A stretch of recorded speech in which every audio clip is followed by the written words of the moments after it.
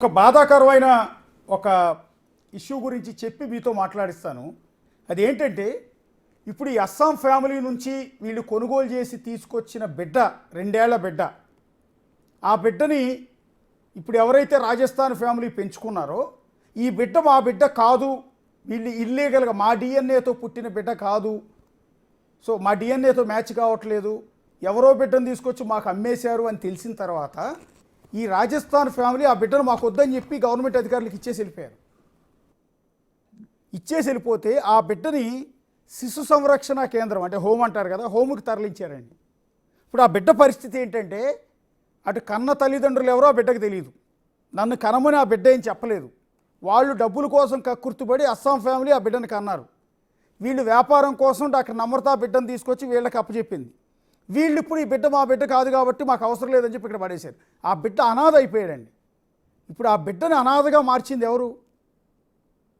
ఇప్పుడు ఆ బిడ్డ అడిగితే సమాధానం ఎవరు చెప్తారు?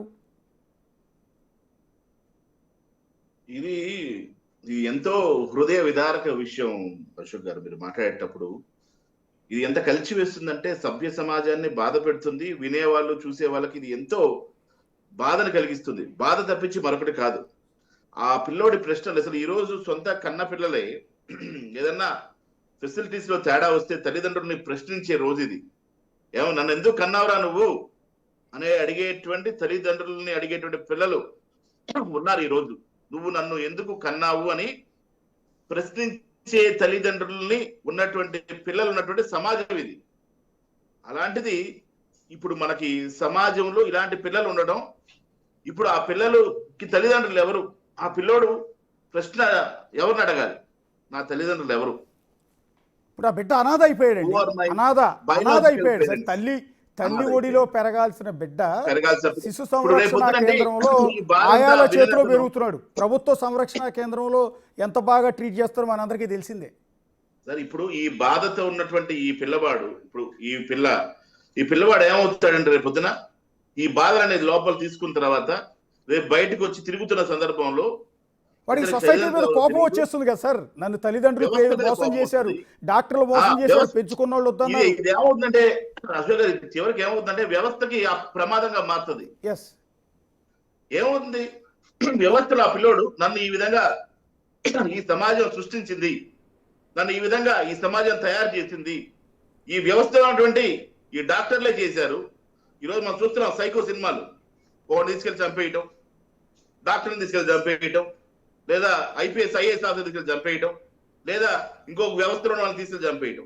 ఇలా తయారవుతారండి వ్యవస్థలో. ఎక్కడికి పోదు ఈ పాపం? ఈ వ్యవస్థ ఈ సమాజంలో చేసిన పాపం మన వాళ్ళలో పడుతుంది వచ్చింది పొద్దున. ఇల్లే యాంటీ సోషల్ ఎలిమెంట్స్ గా మారేటువంటి అవకాశం ఉంటుంది ఈ బాధలో, ఈ ఇబ్బందిలో.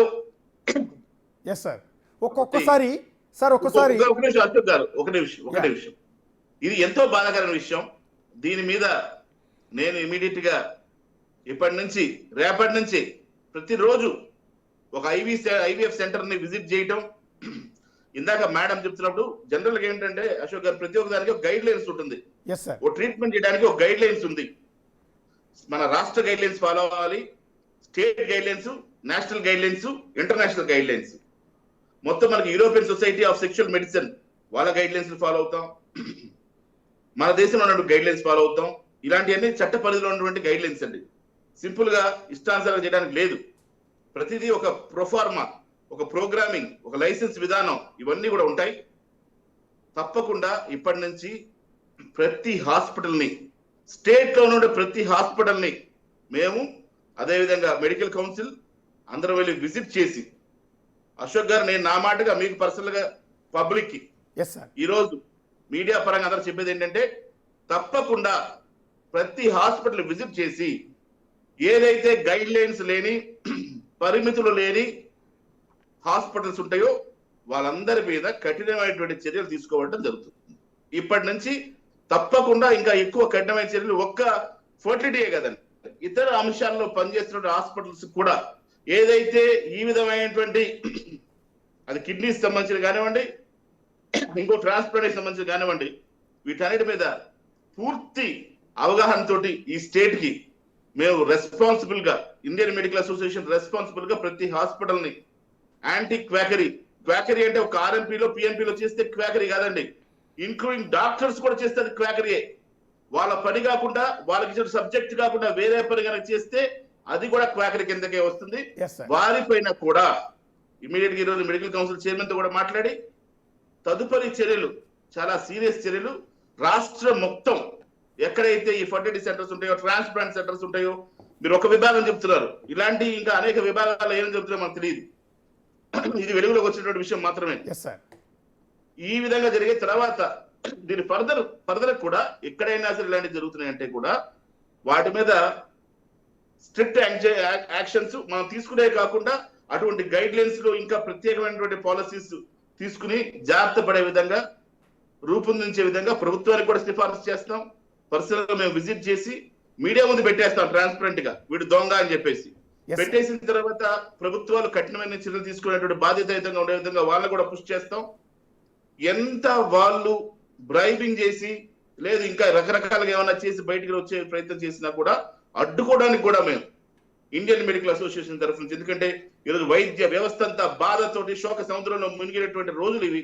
కాబట్టి మేము తప్పకుండా కఠినమైనటువంటి చర్యలు, కఠినమైన చర్యలు తీసుకోవడానికి ఏమాత్రం వెనకబోము. ఎందుకంటే ఇంత రెప్యుటేషన్, ఇంత పేరు ప్రఖ్యాతం సాధించిన తర్వాత ఇప్పుడు నాకు డబ్బులు అవసరం ఉన్నాయి సార్.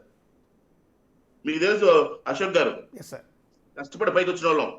మీరు కష్టపడతా, మేము కూడా కష్టపడి నా టైం ఈ టైం ఒకటే టైం, ఒకే రకంగా ముందుకెళ్తున్నాం జీవితంలో. ఎంతో కష్టపడి ఈ స్థాయికి వస్తాం, లోన్లు తీసుకుంటాం.